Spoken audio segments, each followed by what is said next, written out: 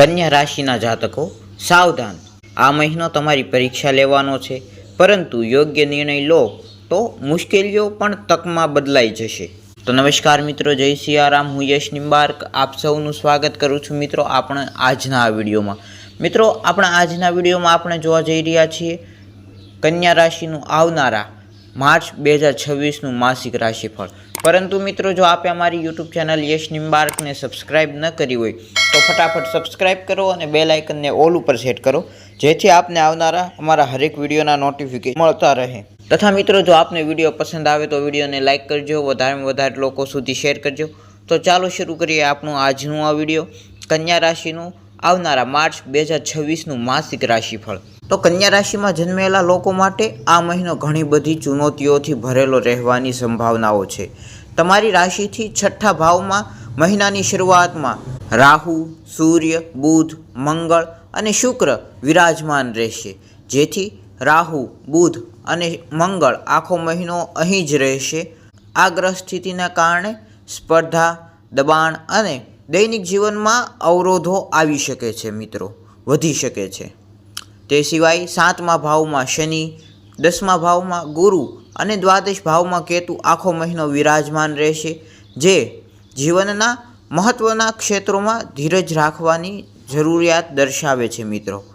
સૌપ્રથમ જો આપના કારકિર્દીની દૃષ્ટિકોણથી જોઈએ તો કારકિર્દીના દૃષ્ટિકોણથી આ મહિનો ઠીકઠાક રહી શકે છે.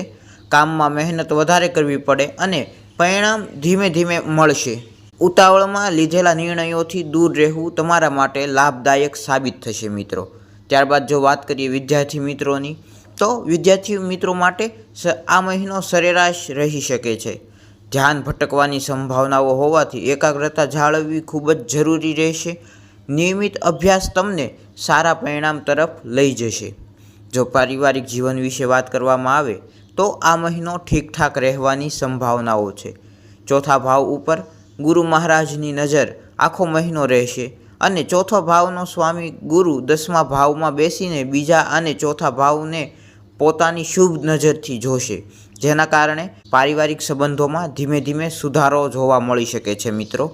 ત્યારબાદ જો પ્રેમ જીવનની વાત કરવામાં આવે તો પ્રેમ જીવનના દૃષ્ટિકોણથી આ મહિનો અનુકૂળ રહી શકે છે. સંબંધોમાં સમજણ અને નજીકપણું વધવાની સંભાવનાઓ છે મિત્રો.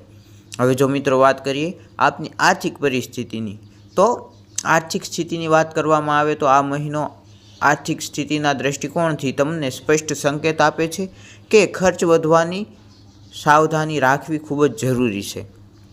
ખાસ કરીને આ સમયે આપના ખર્ચ વધી શકે છે, તો તેમાં સાવધાની રાખવી એ આપની માટે ખૂબ જ જરૂરી બનશે મિત્રો. મહિનાની શરૂઆતથી જ ફાઇનાન્સ ઉપર ધ્યાન આપશો તો મોટી સમસ્યાઓથી બચી શકશો મિત્રો. ત્યારબાદ જો આપના આરોગ્યની વાત કરીએ તો આરોગ્યના દૃષ્ટિકોણથી આ મહિનો થોડો કમજોર રહી શકે છે.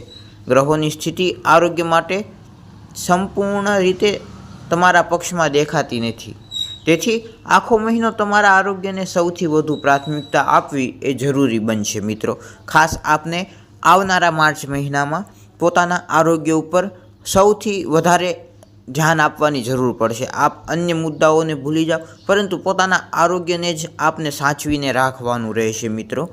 તણાવ, થાક અને નિયમિત જીવનશૈલી પર ધ્યાન આપશો તો નકારાત્મક અસરો ઓછી થઈ શકે છે મિત્રો. તો મિત્રો, આ હતું આપણું આજનું આ વિડીયો. આવા જ સચોટ અને સરળ માસિક રાશિફળ જાણવા માટે વિડીયોને લાઇક કરો, ચેનલને સબસ્ક્રાઈબ કરો અને બેલ આઇકનને જરૂરથી દબાવજો મિત્રો. તો ફરી મળીએ નવા વિડીયોમાં, ત્યાં સુધી જય સિયારામ.